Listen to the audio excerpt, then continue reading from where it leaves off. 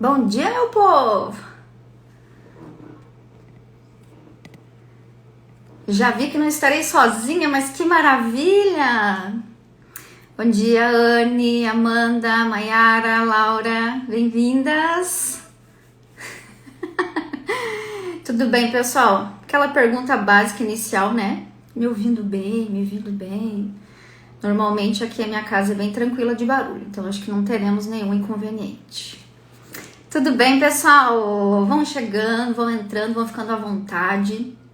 Hoje é o primeiro dia de muitos, se depender de mim, né? A nossa intenção é que a gente tenha esse momento de uma maneira muito contínua, muito leve, né? Mas que a gente tenha esse cais mesmo, pra gente ter essa parada rápida aí no meio-dia, mas também com direcionamento, com utilidade, né? Para que a gente possa agregar e contribuir aí com os outros, certo? Fiquem muito à vontade, por isso é ao vivo, né? Pra gente ter a nossa troca aí, né? Não é só eu falando aqui, mas a gente vai construindo aí o nosso raciocínio, certo, meus caros? Vamos lá então. A ideia é que também a gente não se prolongue muito, então a gente já vai conversando aí conforme vocês forem entrando, certo? Então, sejam muito bem-vindos. A nossa iniciativa aí começa hoje e nós vamos em frente. Assim é para ser o caso, né? Então, a nossa parada rápida, mas também com rumo, né? Ninguém tem tempo para perder para ficar zanzando muito tempo aqui. Então, vamos lá. E por que não começar? Eu acho que até não tinha como não começar sem falar um tema mais amplo, que inclusive, gente, a ideia das lives é que elas sejam independentes entre si, tá? Mas eu acho natural que elas vão sendo complementares, então pode ser que a gente puxe um assunto de uma semana para outra, e isso vai dando sim uma sequência. Então a minha sugestão é a seguinte: se você puder, assista ao vivo, mas se não, vá assistindo conforme elas forem acontecendo, que pode ser que você usufrua melhor, certo? Então vamos lá. Para iniciar, um tema muito amplo, muito central, mas que vai ser fundamental para tudo que a gente for construir, vai ser em cima dele. E aí hoje eu trouxe para nós começarmos a mastigar aí o tema da regulação emocional. Eu acho que esse é um termo que vocês já devem ter ouvido, né? Da inteligência emocional, da regulação emocional, do quanto isso é importante profissionalmente ou nas nossas relações. Então isso hoje é um tema, não vou dizer assim, inédito, mas a gente vai falar sobre ele de uma maneira mais pontual e muito específica, certo? Então é o seguinte, se eu for fazer uma pesquisa rápida aqui entre nós, não vai ser muito difícil de eu encontrar pessoas que me digam o seguinte: Raquel, eu fui a pessoa da minha família, eu fui a primeira pessoa da minha família que fez faculdade. Não é assim? Então, nós tivemos um salto muito grande entre a educação formal que os nossos pais tiveram, a que nós tivemos, e aí vamos falar dos mais jovens que eu, então, mais ainda, né? Então, a educação formal, ela foi sendo mais acessível para as pessoas por vários aspectos. Primeiro, naturalmente, uma facilidade de acesso mesmo, então você ir para uma universidade há 20, 30 anos atrás é muito diferente do que foi há 10 e do que é hoje, né? Então, o acesso, o valor, o estudo como sendo também um objetivo muito central da vida das pessoas mudou muito, vocês percebem isso? Falando mais no aspecto feminino, digamos assim, é muito comum que os nossos pais, vou dar o exemplo dos meus, tinham isso muito claro, que uma educação formal para a filha mulher seria uma garantia a mais de que a gente estaria menos vulnerável aí às intempéries da vida, né? Então, uma pessoa que tenha uma profissão formal, com capacidade de exercê-la, de ser remunerada por isso, se tornou sim também um dos grandes princípios e, por que não dizer, um dos grandes objetivos dos sacrifícios familiares e dos objetivos daquela família. Certo até aqui, meu povo? Faz sentido isso?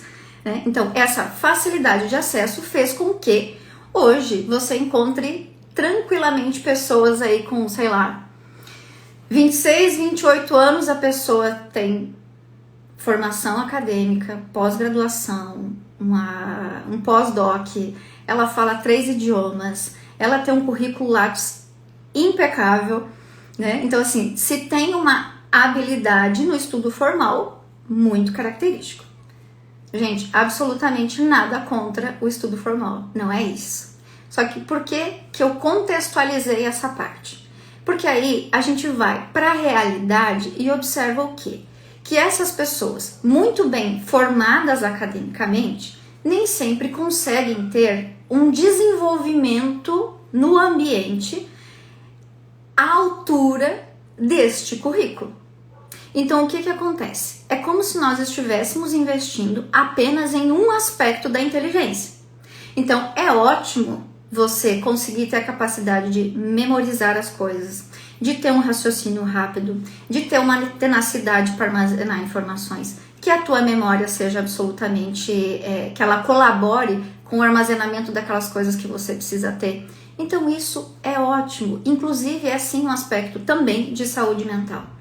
Só que essa inteligência formal sem a habilidade dessa gestão emocional, muitas vezes acontece o que a gente vê hoje na realidade. Chega num desenvolvimento, numa convivência, num duelo de opiniões, numa sugestão que não é tão bem aceita, e aquele excelente profissional desmorona. Ele começa a ter problemas drásticos ali em coisas que teoricamente seriam muito simples. Até aí tudo bem.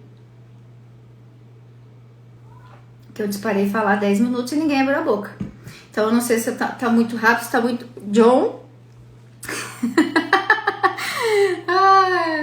Tudo certo até aí. Gente, vocês percebem esse movimento de pessoas com um currículo sensacional, de uma formação invejável, mas que chega na hora da prática, o negócio começa a enroscar um pouquinho? Obrigada, Laura. Obrigada, Carolzinha. Quem chegou agora tem que esperar. Não vai dar pra sentar no bonde e sentar na janela. Então vamos lá, minha gente. Então esse aspecto, né, do raciocínio, da capacidade de memorizar as coisas, tudo isso é sensacional. Sabrina, muito bem lembrado. O aspecto do mercado de trabalho, ele é diferente da teoria, né? Então é diferente você ser psicóloga na universidade, é diferente você ser um administrador na universidade, é diferente você ser uma líder, né, lá no curso de MBA, por mais importante que isso efetivamente seja, né? Então, isso justifica a necessidade de nós tentarmos obrigatoriamente trabalharmos a nossa regulação emocional, né? Então, esse assunto, ele é para a gente conseguir perceber que a gente vai precisar, então, ter uma certa ordem, uma certa organização nisso, e é através dessa inteligência emocional. O que seriam, então, quais são os ingredientes dessa inteligência emocional? Quais são, do que ela é feita? Então, é o que? É a capacidade de fazer o quê? Elenquei alguns pontos aqui, e depois, claro, que a gente pode se debruçar sobre eles, mas só para a gente ir de novo tateando esse assunto para sair dessa ideia muito ampla. Ai, Deus, tô só vendo aqui, tá? Então, o aspecto da regulação emocional começa pelo quê? Um autoconhecimento, já começou difícil, né? Autocontrole, equilíbrio emocional, capacidade de se automotivar, otimismo e constância, capacidade de reconhecer e conhecer os sentimentos dos demais e, por último, uma pitadinha de habilidade social. Então, olha como é complexo, né? Então, a gente precisa de um pouco de cada coisa para realmente conseguir ser uma pessoa que circule bem, inclusive profissionalmente e nas nossas relações. Exatamente, um equilíbrio é só isso, Grazi. E não é assim, ó, bem simples você falar numa live de meia hora. Assim, ó, coisa muito, muito, muito simples. Mas a gente já precisa conhecer aí os ingredientes, né? Mas calma, a gente tá junto nessa, tá? Ninguém solta a mão de ninguém aí, né? Então, as pessoas que desfrutam, então, dessa regulação emocional mais ordenada, inclusive esse conceito, gente, da inteligência emocional, ele é um conceito muito expandido por um autor chamado Daniel Goleman. A Sabrina, que tá aí, que até comentou antes ali, tem um conhecimento vasto aí sobre gestão de carreira, enfim. Esse é um autor que ele se debruça muito sobre esse termo, inclusive é dele, assim, né? Ele expande muito isso, da regulação emocional. Eu até tinha um livro dele, procurei aqui em casa, mas não achei, acho que eu deixei lá na mãe. Mas ele é um autor que ele fala muito sobre isso, aplicado justamente às organizações, à gestão de pessoas, à liderança. Então pode ser que, se isso for do interesse nichado de alguém, esse é um autor que nos ajuda muito. Mas o que o Daniel Goleman afirma, então, de quais são os grandes benefícios, então, de você ter essa regulação emocional? Que uma pessoa que tenha este ordenamento, ele vai se sentir, não automaticamente, mas geralmente são pessoas que se sentem mais satisfeitas, mais eficazes e que fazem as suas habilidades renderem muito mais. Então, olha só, ao contrário das que não conseguem conduzir bem a sua vida e começam de novo a ter dilemas em coisas muito pequenas, a sofrer por dilemas corriqueiros de convivência, seja ele no trabalho, seja ele nas suas relações. Então a pessoa começa a travar lutas constantes que podem inclusive minar a sua capacidade de trabalhar bem, de pensar bem e, claro, que de se relacionar, né? Ô Jarbas, tu tá causando aí, é? Tá lá, a minha mãe tá lendo esse livro. Então, quem usufrui dessa inteligência emocional, podemos dizer assim, que sofre menos. Acho que, resumidamente, é isso, né? Então, de novo, não é difícil de você perceber esse tipo de exemplo no nosso dia a dia. Né? Ah, Raquel, mas o meu colega de trabalho é assim. Vamos começar pensando se nós mesmos não somos assim. Né? Se às vezes munidos por essa percepção de conhecimento que pode ser real, você pode ser expert naquilo que você está fazendo. Só que você vai precisar treinar a habilidade de comunicar isso de uma maneira assertiva, de comunicar isso sem ser uma pessoa melindrosa, de comunicar isso sem ser uma pessoa autoritária, de comunicar isso de uma maneira leve, inclusive para ser ouvido e respeitado. E aí, gente, outro ponto fundamental que eu não quero que você saia daqui hoje sem também compreender e já ter isso no teu mapeamento aí para nossa regulação emocional, é a distinção entre sentimento e sentimentalismo. Então, o sentimento, a emoção, ele faz parte do nosso funcionamento saudável.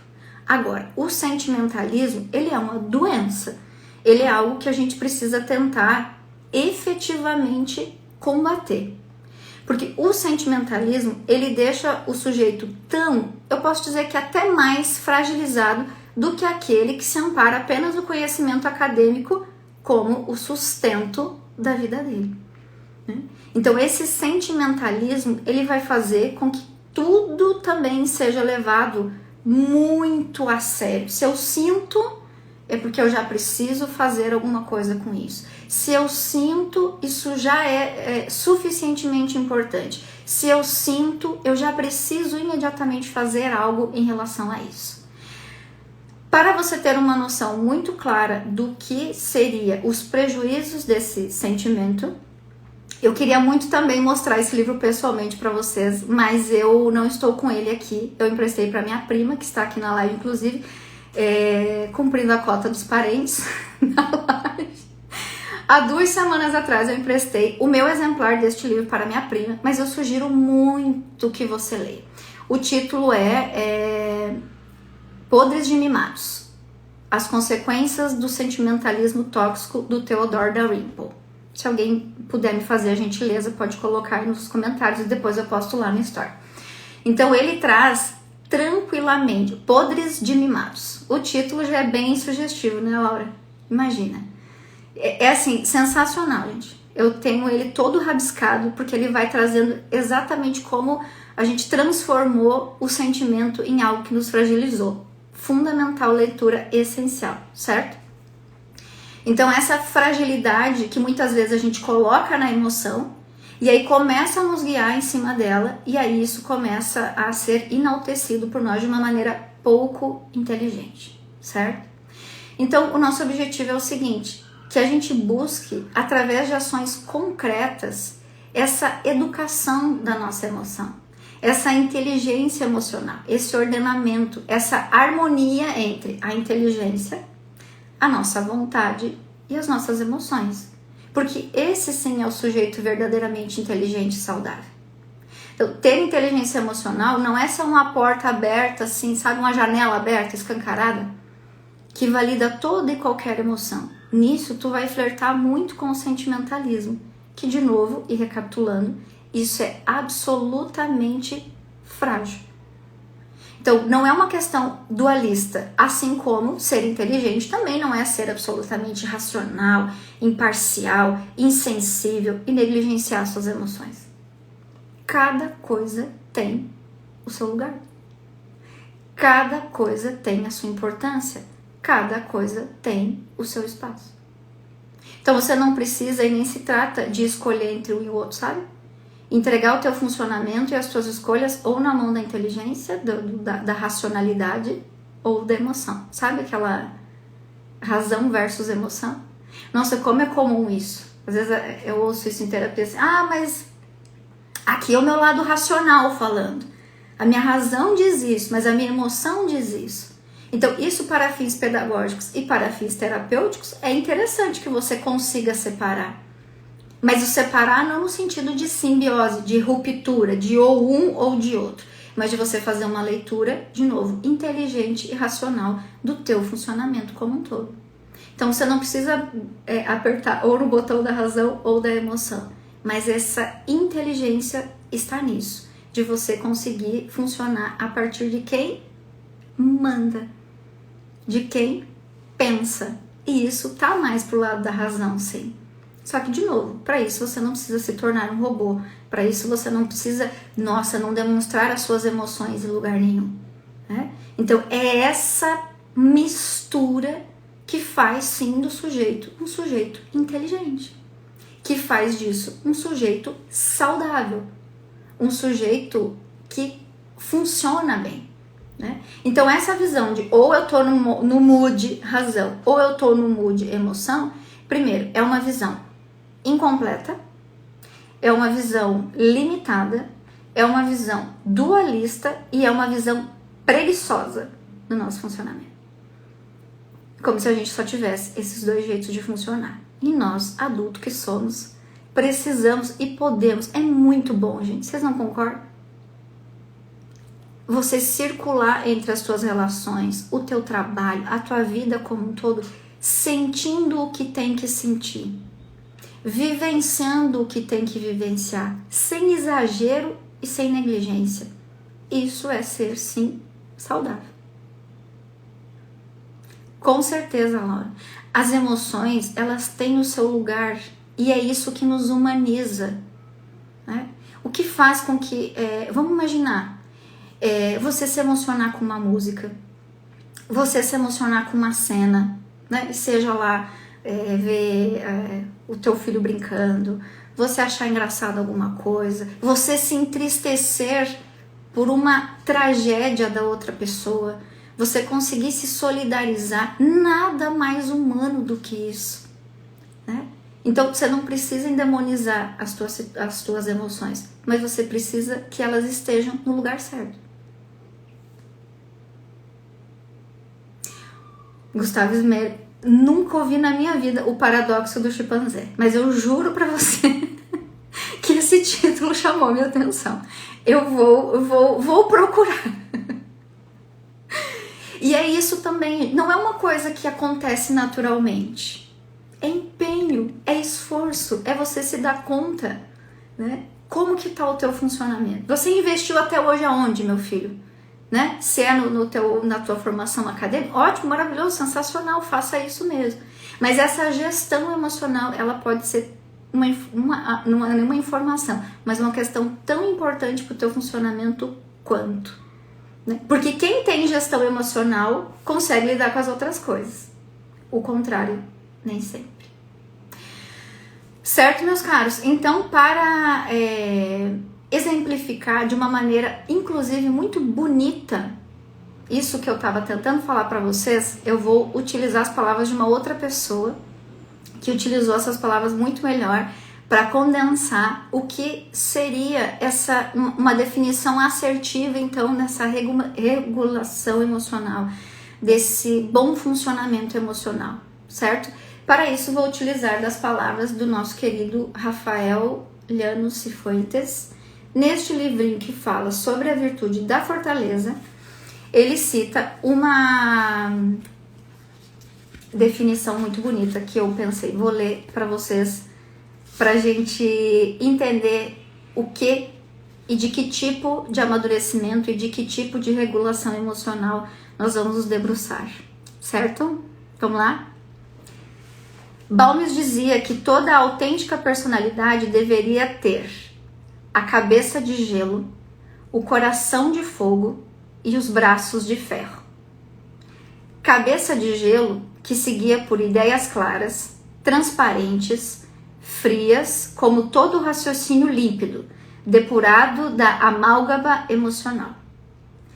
O coração de fogo, sentimentos e amores ardentes que recolhem e canalizam toda a imersa riqueza afetiva do nosso ser, que impregnam o frio raciocínio do calor humano e de entusiasmo vibrante, capaz de despertar todas as energias da alma. Braços de ferro, instrumentos que levam à prática dessas ideias lúcidas, inflamadas na fornalha do coração. A potencialidade motora que impulsiona a realização eficiente e perfeita das concepções teóricas elaboradas pela mente. Este tripé, quando harmonicamente equilibrado, forma o eixo de uma personalidade forte. Vai dizer que isso aqui não é a coisa mais bonita e desejável desse mundo. Uma cabeça de gelo, um coração de fogo e braços de ferro. Vai dizer que não está cada coisa em seu lugar. A tradução aí de um bom funcionamento emocional, inclusive. Lindo, né?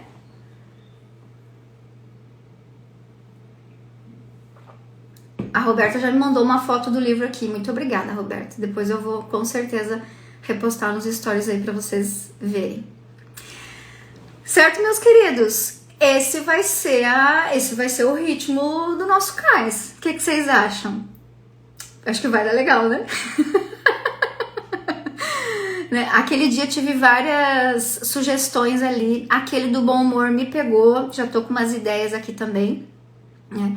Mas a gente vai construir as nossas falas exatamente em cima dessa busca, tá? Pra gente ter aí essa condução juntos. Certo? Mas exatamente, Grazi. Aí você vão dançando assim, sabe? Vai ficando. Eu agradeço demais a companhia de vocês. Esse horário eu sei que é um horário muito corrido. Tem muita gente excelente, melhor que eu, inclusive, que faz live nesse horário. Então eu fico muito feliz aí de ter o prestígio e a companhia de vocês. E segunda-feira eu tô aqui. Faça chuva, faça sol. A gente estará aqui junto. E dando sim as nossas risadas aí, como é de costume. Certo, meu bem? Uma excelente semana pra vocês. A gente se fala muito, muito, muito ainda essa semana. Um beijo. Muito obrigada.